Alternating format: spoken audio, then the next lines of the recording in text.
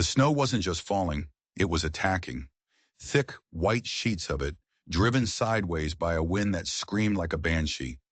It found every crack in the walls of our dilapidated cabin, every gap in the chinking, filling the air with a cold that felt personal, malicious. I clutched my 4-year-old son, Samuel, to my chest. He was wrapped in my wedding dress. The silk was thin, useless against the cold, but it was the last soft thing we owned. "You won't die," I whispered into his hair, my voice a raw crackle in the howling wind. My eyes burned with tears I refused to let fall. Crying was a luxury we couldn't afford. "I promise." Outside, the wolves were getting closer. Their howls weren't distant anymore. They were in the yard just beyond our flimsy door. They smelled the end was near, just like I did. The food had run out 3 days ago. The woodpile was gone. The fire was nothing but a handful of dying red embers in a stone hearth. This was the 4th night of the blizzard. We would not survive a 5th. Samuel coughed, a weak, rattling sound that tore through me. His small body trembled, a constant, low-grade quake that no amount of layers could stop. His face, once round and rosy, was a pale, hollowed-out mask. I looked around the cabin, our home, the place my husband, William, had built with his own 2 hands. Now it was a tomb waiting for its occupants. I pressed my lips to Samuel's forehead. He was burning up. Fever was setting in. "Ma," he whispered, his voice hoarse from thirst. "The bad men coming back." My blood ran cold. He couldn't possibly know about them. Not really. "No, love," I tried to soothe him. "No one's coming in this storm. We need to be brave now, like your father was brave." At the mention of William, Samuel went still. Even at 4, he understood some things. He understood his father wasn't walking through that door ever again. I swallowed the lump of grief in my throat and reached for the last thing we hadn't burned for warmth, a small wooden chest. Inside was William's Bible. "One more story," I said, my voice shaking so badly I could barely form the words. "And then we'll sleep." He nodded against my shoulder, too weak to protest. I opened the heavy book with trembling fingers, pretending to read. The tears finally came, blurring the words into meaningless black smudges. So I recited from memory the story of Daniel in the lion's den, a story of impossible survival. As I spoke, my mind was a whirlwind of desperate, frantic calculations. The nearest neighbor was 5 miles away. 5 miles of open prairie, buried under snowdrifts taller than a man. Drifts crawling with hungry wolves. If I waited for morning, we would be frozen solid. If I left now, we'd be walking into the jaws of the storm, into the jaws of the wolves. I closed the Bible. Sleep was a lie. There was no tomorrow for us in this cabin. Staying meant certain death. Leaving meant, maybe, a sliver of a chance that felt as thin and fragile as a pane of ice. As Samuel's breathing evened out into the shallow rhythm of a feverish sleep, I let out one choke sob, just one. Then I stood up, my movements stiff from cold and hunger. I knew what I had to do. I had to choose how we would die. Fighting. 2 weeks earlier, the world had been golden. The Bitterroot Valley was clinging to the last days of autumn, but winter was coming. You could taste it in the air. I stood at the edge of the small, lonely plot where William was buried, the wind whipping strands of hair from my bun. "It's time to go," I said out loud, the words swallowed by the wind. Samuel was a few feet away, meticulously arranging pine cones on a flat rock. We couldn't stay another winter, not here. William had been gone almost a year, swept away in the spring floods. He'd been trying to save a Blackfoot family, their wagon overturned in the raging river. He'd saved them, all of them, but the river had taken him instead. They found his body miles downstream, tangled in a mess of driftwood. By then, my life was already over. It just took my heart a while to realize it had stopped beating. I knelt and placed a calloused hand on the simple wooden cross. I tried, Will. God knows I tried. The neighbors had been kind at first, casseroles and condolences, help patching the roof. But then the whispers started. He died for Indians. The kindness dried up faster than a creek in August. The casseroles stopped. The visits ended. We were alone, an outcast widow and her son, living in a house that was slowly falling apart around them. Samuel, I called. Come along. We need to pack. He looked up, his father's solemn dark eyes in his small face. Where are we going, Ma? To Miles City. His face brightened with a heartbreaking flicker of hope. Will Pa find us there? The question was a knife in my heart. No, love. Pa's in heaven. He's watching over us. But he can't come back. He nodded the way children do when they don't understand but know better than to ask again. Back in the cabin, I made the hard choices. What could we carry? Not much. We had to travel light. 2 changes of clothes each, half a loaf of stale bread, a few dried berries, and a small pouch of jerky. Enough for 2 days if we were careful. Then I opened the chest at the foot of my bed. My wedding dress. Ivory silk, yellowed with time, but still beautiful. I had sewn it myself 6 years ago, in a life that felt like it belonged to someone else, a life where I believed in forever. Pretty? Samuel said from the doorway. I swallowed hard. Yes, it was for a special day. Now it's going to help us get a new start. I knew I could sell it in town. Not for much, but maybe enough. Enough for a room, for food, for a chance. It was the only thing of value we had left in the world. That night, a cold rain turned to sleet against the windows. I held Samuel close, his breathing congested with a slight wheeze that terrified me. We had to leave at dawn, before the first real snow, before his cough got worse, before we starved. Tell me about the angels again, he murmured into my shoulder. They're all around us, I whispered back, my own prayer disguised as a bedtime story. Your pa asked them special to keep an eye on you. Can they bring food? My heart clenched. They work in mysterious ways, love. Sometimes they send help through other people. I stared into the darkness long after he fell asleep, listening to the sleet tick against the glass. I needed to believe it. For Samuel's sake. I needed to believe that somewhere out there, help was coming. We left at dawn. The air was so cold it felt like breathing in tiny shards of glass. The journey was a blur of exhaustion and fear. I carried Samuel most of the way, his small body a leaden weight in my aching arms. Every time I stumbled, I thought of William. He wouldn't have given up, so I couldn't either. By the afternoon of the second day, we saw it. Miles City, a cluster of wooden buildings that looked like the most beautiful city on earth. It was our last hope. The town was a chaotic swirl of wagons and noise.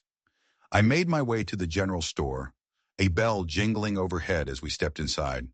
The warmth, the smell of coffee and leather and spices, was overwhelming. Behind the counter stood a woman with iron gray hair and eyes that missed nothing. Evening, she said, her gaze raking over our ragged appearance. I stepped forward, my pride a distant memory. I need to sell this, I said, laying the carefully wrapped wedding dress on the counter. My son is hungry. The storekeeper, Martha, unfolded it. Her hands were surprisingly gentle. Fine work, she murmured. Not much call for dresses like this out here. Plead, I whispered, hating the desperation in my own voice. We have nowhere else to go. She looked from me to Samuel, who was staring wide-eyed at a jar of peppermint sticks. After a long moment, she sighed. $2 and a bag of flour. Best I can do. My heart sank. It was nothing. Barely enough for a single night's lodging. But I had no choice. I nodded, my throat too tight to speak. As she counted out the coins, a deep voice came from the back of the store. Martha, I'll add $3 for the dress. I spun around, pulling Samuel behind me. A tall man stepped out of the shadows. His face was a roadmap of violence. A network of pale, jagged scars ran down his left cheek and jaw. He wore a heavy coat and a wide-brimmed hat that shadowed his eyes. He looked dangerous. I don't sell it for display, sir, I said, my voice sharp. That wasn't my meaning, he said. His voice was surprisingly quiet, a low rumble. He stepped fully into the lamplight. His eyes were a startling, clear blue. Nathaniel Harmon, I have a ranch west of here. I need help. Cooking, cleaning, honest work, room and board for you and the boy. I hesitated. A stranger, a scarred, intimidating stranger offering help. Out here, that was usually the prelude to something terrible. Mr. Harmon is good people. Martha interjected, her tone matter-of-fact. Lost his wife and daughter in the war. Keeps to himself, but he's fair. Nathaniel Harmon's jaw tightened at the mention of his family, but he didn't speak. The offer stood there between us, a potential lifeline or a trap. I looked down at Samuel. His face was flushed with fever. He swayed on his feet, exhausted. The risk of staying on the street was certain. The risk of going with this man was unknown. Sometimes the unknown is all you have. When would you want us to start? I asked, my voice barely a whisper. Tonight, he said. Storm's coming in. A big one. I nodded slowly. We accept your offer, Mr. Harmon. Relief flickered in his startling blue eyes. He turned to Martha. Add a tin of coffee and a bag of sugar to my order, and some of those peppermint sticks for the boy. As Nathaniel settled his account, Martha pulled me aside. Her sharp eyes were full of a warning. Harmon's a good man, but he's got wounds deeper than those scars. The war, it changed him. He never hired help before. Be careful, girl. Before I could ask what she meant, Samuel tugged on my skirt, a peppermint stick clutched in his hand. The man gave me candy, Ma. I looked over at Nathaniel Harmon loading supplies into a large wagon. He caught my eye and gave a single curt nod. The night air was sharp with the promise of snow as he helped us onto the wagon seat. He covered our laps with a heavy wool blanket. The silence between us was as thick and cold as the air. As we pulled away from the lights of Miles City, I looked back, a knot of fear tightening in my stomach. I had just traded our only possession for a job with a scarred stranger, a man with ghosts in his eyes. I had no idea I had just walked out of one trap and into another, far more complicated one. The journey to his ranch was silent and tense. The road was a barely there track winding into the dark rolling hills. The moon was bright enough to see by, but Nathaniel kept the horses at a slow, cautious pace. Samuel fell asleep almost instantly, his small head resting against my arm. His skin was still too warm. He's a strong boy, Nathaniel said, breaking the long silence. The sound of his voice made me jump. His father was the strong one, I replied, my own voice tight. What happened to him? The question was direct, without pity. The river took him. He was saving a family whose wagon overturned. Nathaniel was quiet for a long moment. A hard thing, he said finally. The simple words, the lack of platitudes, loosened something in my chest. We rode on, the only sounds the creak of the wagon wheels and the soft thud of the horses' hooves. I studied his profile in the moonlight. The scars were stark, a permanent record of some past violence. Martha had said the war changed him.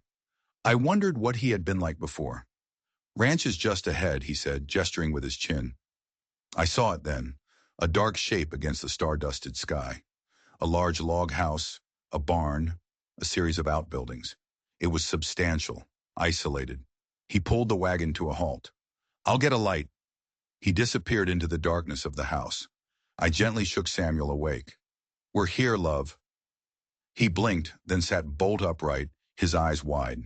He pointed a small finger toward the porch. Ma, he whispered, his voice tight with fear. There's a boy. I followed his gaze and my breath caught in my throat. A figure stood in the shadows of the porch. Slender, still as a statue, and in his hands he was holding a rifle. Nathaniel returned with a lantern, the yellow light spilling across the porch, and the figure stepped forward. He was a boy, maybe 10 years old, with straight black hair and the high cheekbones of the Blackfoot people. His eyes were dark, intelligent, and wary. He held the rifle with a casual familiarity that was deeply unsettling. This is Running Fox, Nathaniel said, his tone neutral, but his eyes were on me, gauging my reaction. He lives here.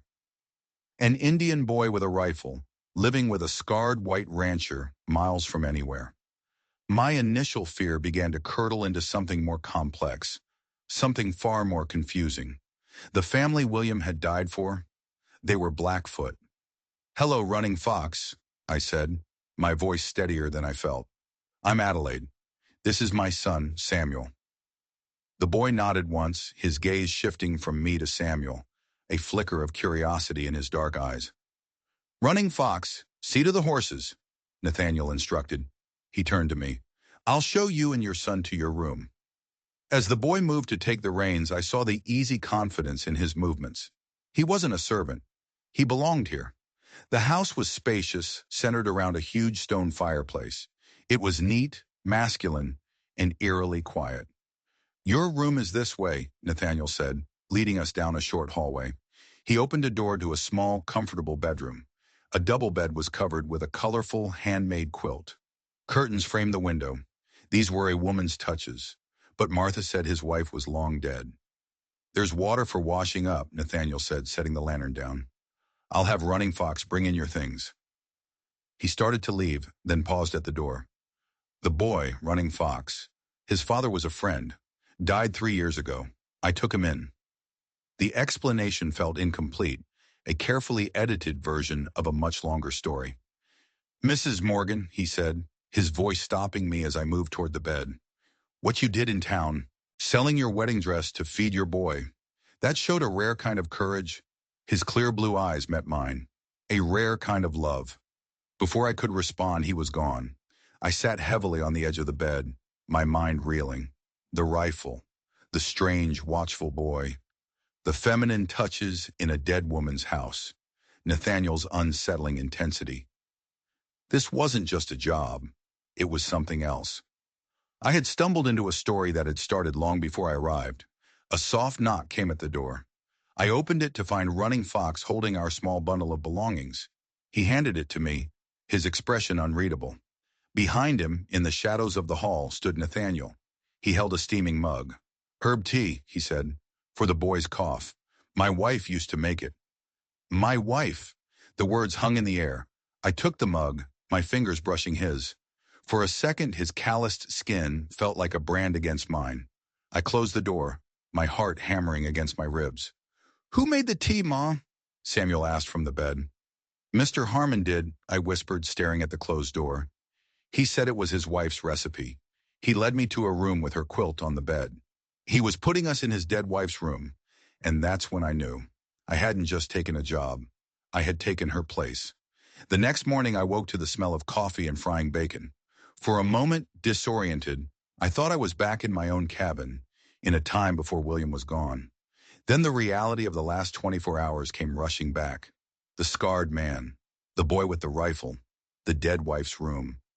Samuel was still sleeping, his breathing finally clear and even. The herbal tea had worked a small miracle. I slipped out of bed and dressed quickly, my mind a tangle of questions. When I opened the bedroom door, I found Running Fox at the stove, expertly turning bacon in a skillet.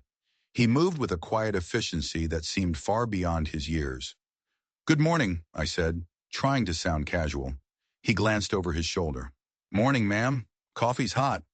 I poured a cup, the warmth a small comfort against the chill of my uncertainty. "Where's Mr. Harmon?" "Checking the north pasture. Said he'd be back mid-morning." He cracked 2 eggs into the hot fat. "Said you could start whenever you're ready. No rush." He delivered the message like an order he was relaying, but there was an undertone of ownership. This was his kitchen. I was the intruder. I studied him as I sipped my coffee. He wore a patched flannel shirt and sturdy trousers. His hair was cut short in the white man style. He seemed to be caught between two worlds. "You cook very well," I offered. A flicker of pride crossed his face before he masked it. "Mr. Harmon taught me.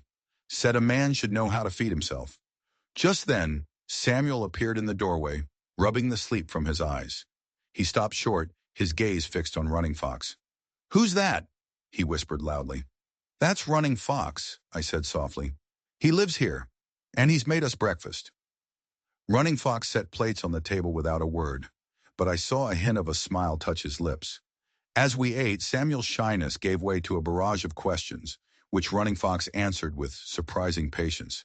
An unlikely friendship was blooming before my eyes, a small flower of hope in a field of uncertainty. After breakfast, Running Fox showed us the ranch, the chicken coop, the garden, the corral where several horses watched us with lazy interest. "That's Copper," he said, pointing to a chestnut gelding. "He's mine. Mr. Harmon gave him to me." "And that one?" Samuel asked, pointing to a magnificent black stallion that stood apart from the others. "That's Shadow," Running Fox said, a note of reverence in his voice. "He's Mr. Harmon's. No one else rides him." As if on cue, Nathaniel appeared on the ridge above us, riding shadow. Man and horse were a single, powerful silhouette against the vast blue sky. He looked like a king surveying his domain.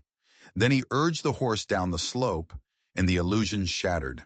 His face was a grim mask. "Storm's coming," he announced as he dismounted. "Big one." He nodded at me. "Trust you slept well." Before I could answer, he turned to the older boy. "Help me get the stock settled. We need to check the woodpile." His words were clipped, efficient. The quiet, intense man from last night was gone, replaced by a hardened rancher preparing for a siege. He turned back to me. "There's a list of chores on the kitchen table, but if you need more rest, it can wait." It was a test. I knew it. "We'll start right away," I said, meeting his gaze. A flicker of something, approval maybe, crossed his face. Then it was gone. "The boy's cough sounds better." "Yes, the tea helped. Thank you."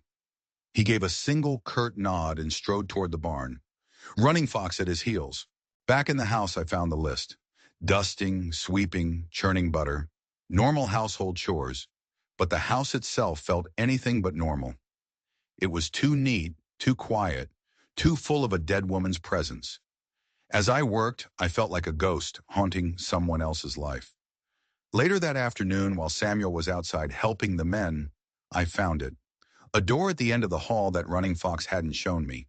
It was slightly ajar. Curiosity, or maybe a sense of self-preservation, pulled me toward it.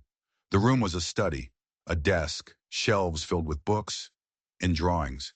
Dozens of them tacked to the walls. Charcoal and pencil sketches, landscapes, animals, scenes of ranch life, and portraits. A woman with laughing eyes, a small girl with curls, Running Fox, looking younger. The skill was breathtaking. These weren't amateur sketches. This was the work of a true artist. And then I saw it. Tucked behind a stack of books on the desk was another sketchbook, a newer one. My hands trembled as I opened it. The first page was a drawing of Samuel, his face alight with wonder as he held the peppermint stick. The next page was me, standing on the porch, my face etched with exhaustion and fear.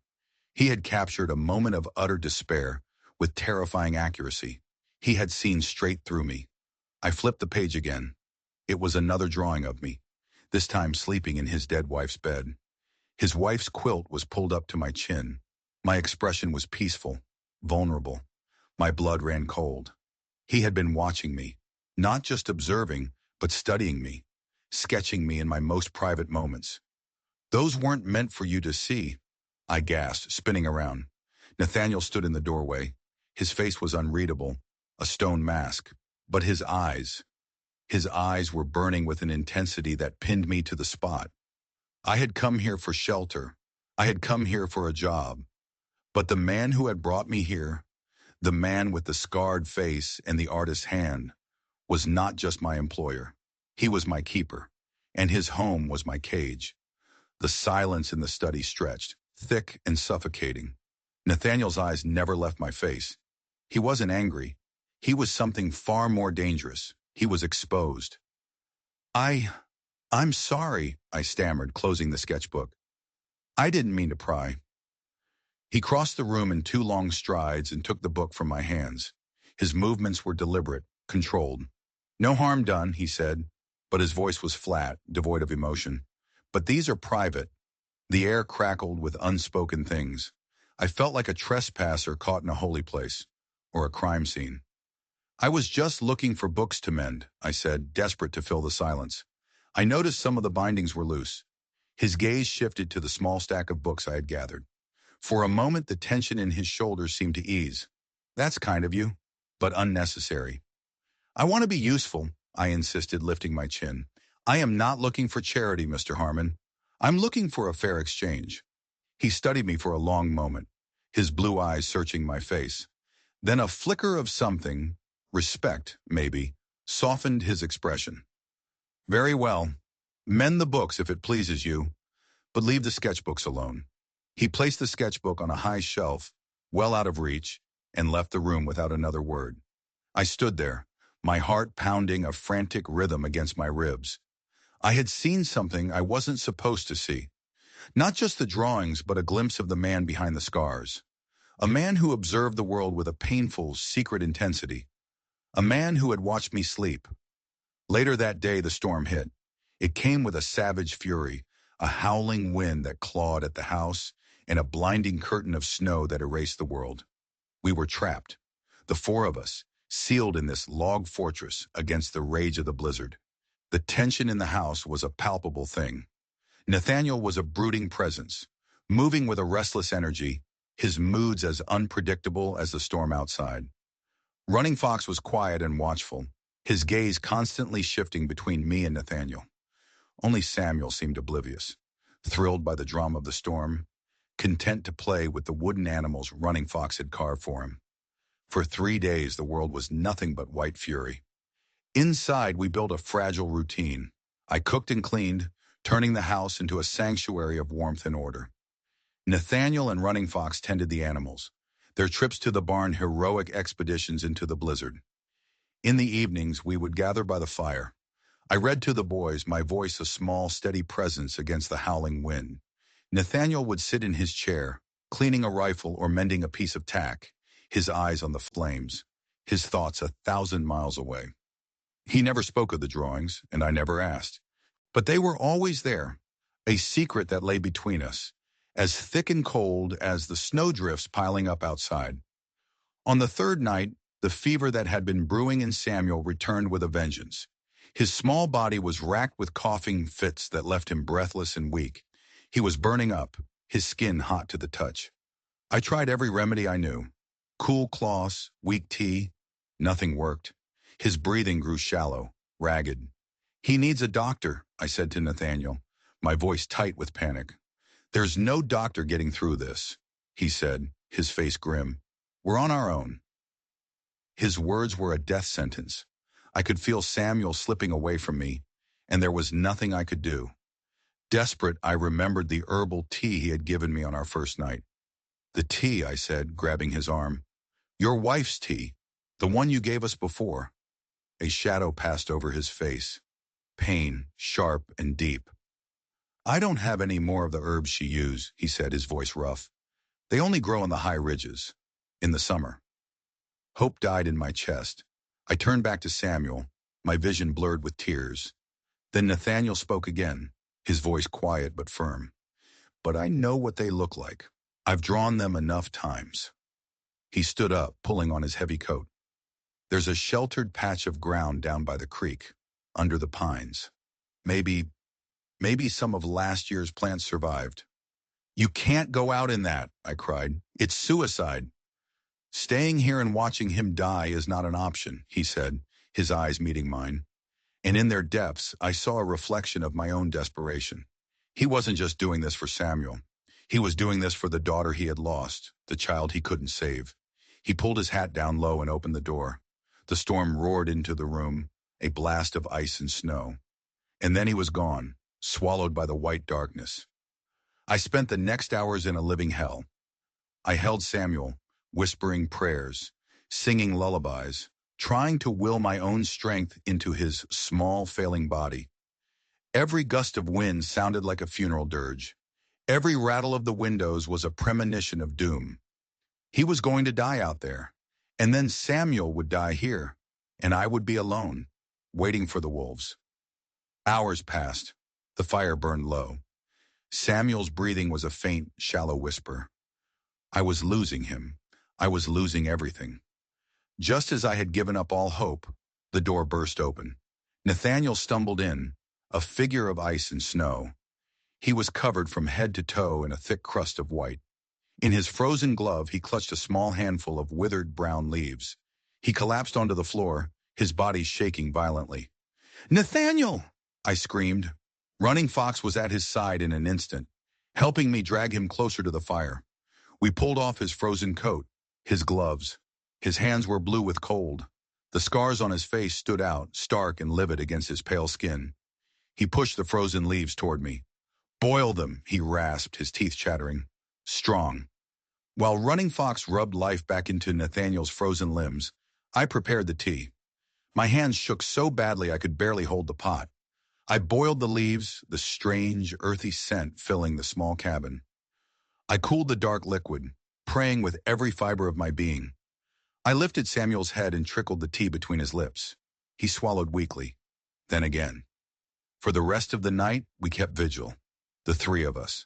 The outcast rancher, the silent Indian boy, and the desperate widow. A broken, makeshift family fighting for the life of a child. As dawn approached, the storm finally began to break, and Samuel's fever broke with it. His skin grew cool. His breathing deepened, becoming steady and even. He was going to live. I sobbed with relief, my head bowed over his small sleeping form. When I looked up, my eyes met Nathaniel's. He was watching me from across the room, his face bruised with exhaustion, but his eyes were clear. In that moment, something shifted. The secrets, the fear, the uncertainty, they all fell away. I didn't see a scarred stranger. I saw the man who had walked into the heart of a blizzard to save my son, and I knew, with a certainty that shook me to my core, that I was falling in love with him. The world was born new after the blizzard. Covered in a pristine, blinding blanket of white, it was a clean slate. The silence was absolute, the air so cold and clear it felt holy. Inside the house, the atmosphere had changed too. The storm had broken something open in all of us. The tension was gone, replaced by a quiet, fragile sense of connection. We had faced death together and won.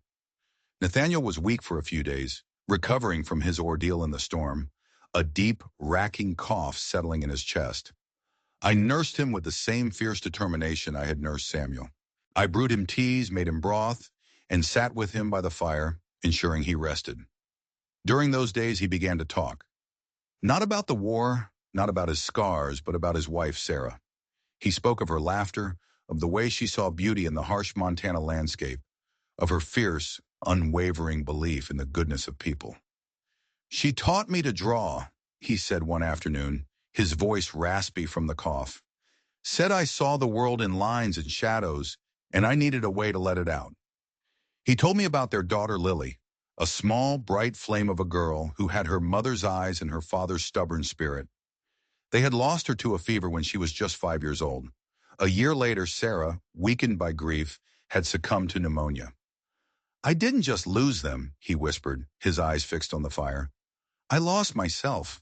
This place, it was just a house full of ghosts, until you came. His words were a quiet confession, offered without expectation. I didn't know how to respond, so I simply listened, my heart aching for the weight of his losses. As he recovered, the easy silence between us grew into a comfortable companionship. We worked together, rebuilding the routines of the ranch. The boys, Samuel and Running Fox, were inseparable, their bond forged in the crucible of the storm.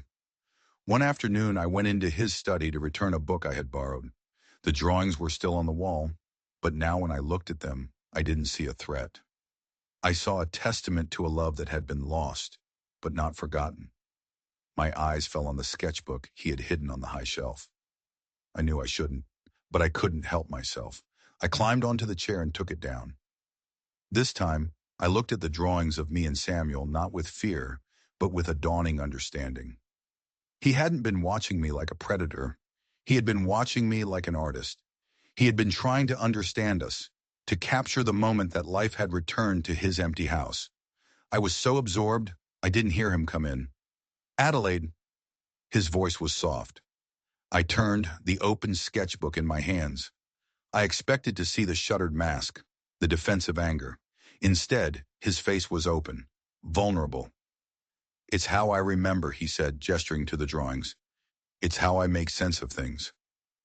He crossed the room and stood beside me, so close I could feel the warmth radiating from him. He looked down at the drawing of me sleeping in his wife's bed. Sarah would have liked you, he said quietly. She would have been glad to know this house was filled with laughter again. He reached out, his calloused fingers gently tucking a stray strand of hair behind my ear. His touch was electric, a jolt that went straight through me. The air grew thick, charged with all the things we hadn't said. His gaze dropped to my lips. My breath caught in my throat. He was going to kiss me. I could see the question in his eyes, the raw, hesitant hope. And in that moment I wanted him to. More than I had ever wanted anything. But just as he leaned in, a shout from outside broke the spell. "Ryder coming!" It was Running Fox's voice, sharp with alarm. Nathaniel pulled back instantly, the tenderness in his expression replaced by a wary alertness. We rushed to the window. A lone figure on a white horse was making his way up the long track to the ranch. "Who is it?" I asked. Nathaniel's face hardened into a grim mask. The lines around his mouth deepened. "Trouble," he said, his voice a low growl. "That's Reverend Fleming from Miles City." My blood ran cold. The outside world, with its judgments and its narrow-minded hatred, had found us. Reverend Elias Fleming was a man carved from ice, tall, thin, with a face that looked like it had never known a smile. He dismounted from his horse with a rigid formality, his pale eyes sweeping over the ranch with open disapproval. "Harmon," he said, his voice as thin and sharp as a shard of glass. "Fleming," Nathaniel returned, his tone flat. He stood on the porch, his body a solid, unmoving wall between the preacher and the house. I stood just behind him, my hand resting on the doorframe. Fleming's gaze shifted to me, his eyes narrowing in a look of pure venom. "Mrs. Morgan, I've come on a matter of grave community concern." "Anything you have to say can be said right here," Nathaniel said, his voice dangerously quiet. "Very well," Fleming said, a cruel smile twisting his lips. "The arrangement here is an affront to God and man. A widow, living in sin with a scarred recluse, raising her son alongside a heathen savage. The good people of Miles City will not stand for it." The words were a physical blow. I felt the air rush from my lungs. "You know nothing about us," I said, my voice shaking with a rage that surprised me.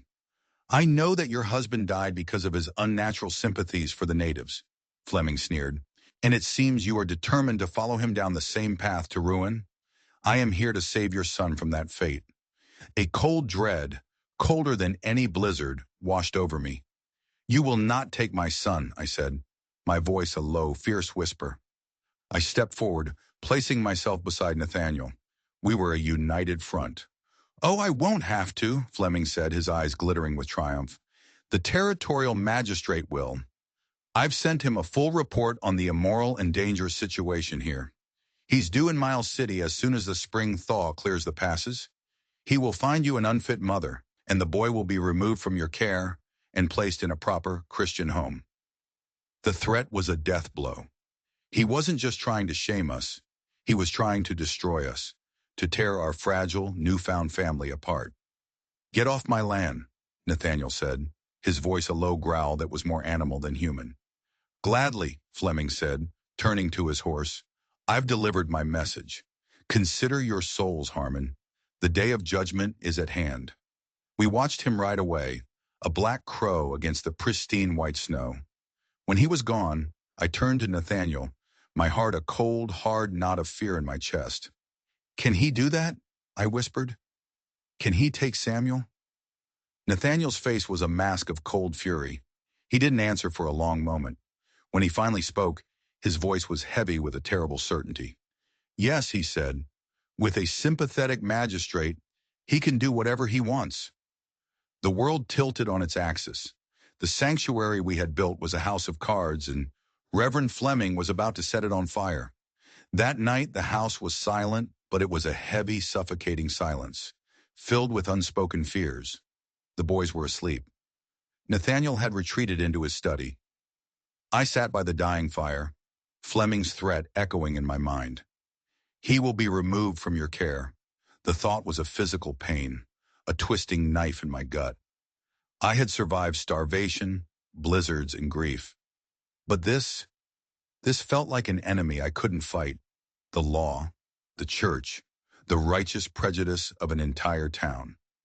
The study door opened. Nathaniel came out, his face grim. He held a small, locked metal box.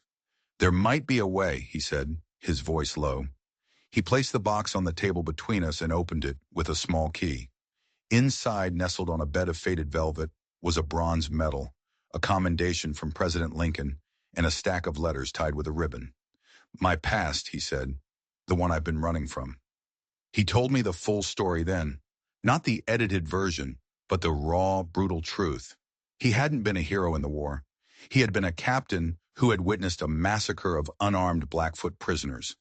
Disgusted, he had renounced his commission and willingly joined the surviving prisoners, including Running Fox's father, Eagle Feather.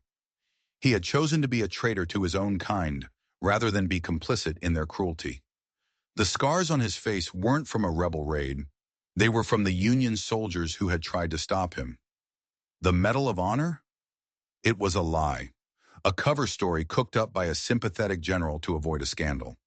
They said he had been captured and forced to fight alongside the natives to defend the fort. The truth was, he had organized the prisoners to fight off their own captors. I accepted the lie, he said, his voice thick with self-loathing, because Eagle Feather told me to. He said the story they told would give me power. Power I could use to do good. He had used that power to protect Running Fox. He had used it to build this ranch, this refuge from a world he no longer trusted. Fleming knows the truth, Nathaniel said, his voice barely a whisper. He was a chaplain at that fort. He saw what I did. He's hated me ever since. He sees me as a race traitor, an apostate. And now you and Samuel, you're part of my sin, in his eyes. Understanding dawned. This wasn't just about morality. This was a personal vendetta, years in the making.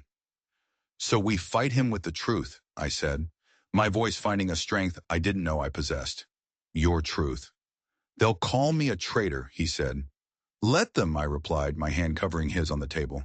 I see a man of honor, a man who risked everything for what was right, and I think a magistrate might see the same thing. A flicker of hope lit his eyes. It's a long shot, Adelaide. We've survived long shots before, I said. Just then, Running Fox appeared in the doorway, his young face etched with worry.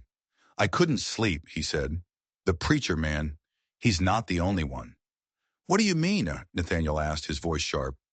When he rode away, Running Fox said, another man was waiting for him. Down by the creek. They talked. I heard them. The boy's dark eyes were wide with a fear that chilled me to the bone. They weren't just talking about the magistrate. They said if the law doesn't work, the fire will. Arson. They were going to burn us out, destroy everything. But that wasn't the worst of it. Running Fox took a shuddering breath. The other man? I know him. He was one of the men who came to our village, the ones who brought the sickness that killed my mother and father. The room went completely still. The air felt thin, impossible to breathe. Fleming wasn't just a bigoted preacher with a grudge. He was connected to the men who had murdered Running Fox's family. The sickness hadn't been an accident. It had been deliberate, a quiet, vicious act of genocide. And now they were coming back to finish the job. The revelation hit us like a physical blow. This wasn't about prejudice anymore. It was about murder. Fleming wasn't just trying to silence Nathaniel.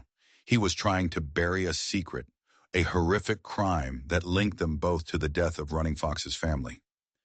They used infected blankets, Nathaniel said, his voice a low, horrified whisper. A common tactic, but I never knew Fleming was involved. He looked at Running Fox, his face a mask of anguish. I'm sorry, son. I should have known. I should have protected you better. It's not your fault, Running Fox said, his young voice steady despite the horror of his words. But we have to stop them. A new cold resolve settled over me. Fear gave way to a white-hot fury.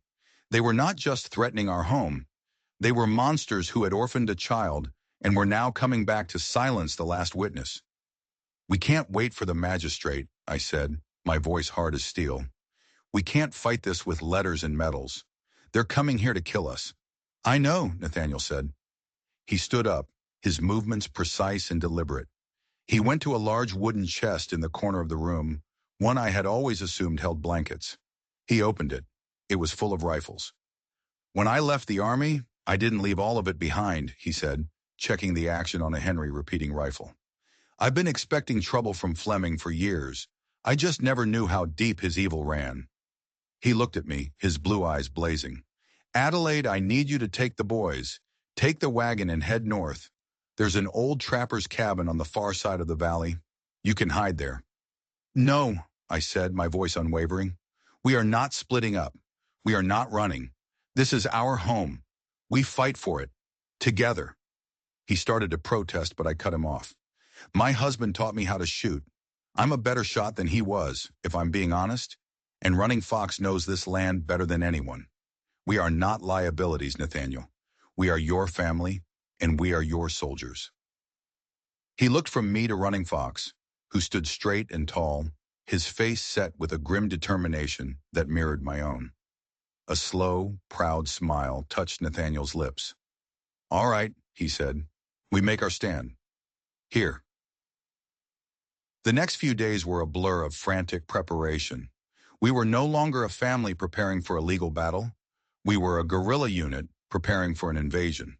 We barricaded the windows, leaving small slits to shoot through. We stockpiled ammunition, food and water inside the house. Running Fox used his knowledge of the land to set snares and simple alarms along the paths leading to the ranch. At night, we took turns on watch. During one of my shifts, sitting in the darkness with a rifle across my lap, Nathaniel came to sit with me. I never wanted this life for you, he said, his voice a low murmur in the quiet of the night.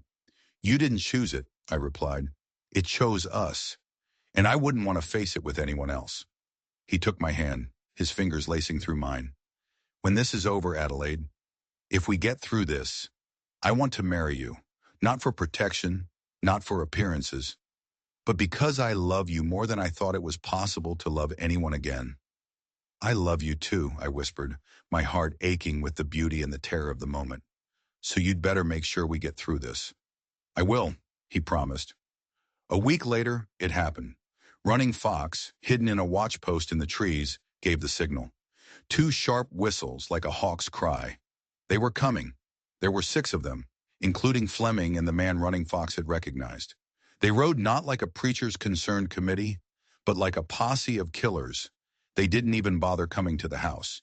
They dismounted at the edge of the tree line and began to spread out, torches already in their hands. They're going for the barn first, Nathaniel said, his eye pressed to a spyglass. Draw us out. So we don't let them, I said, my rifle cool and heavy in my hands.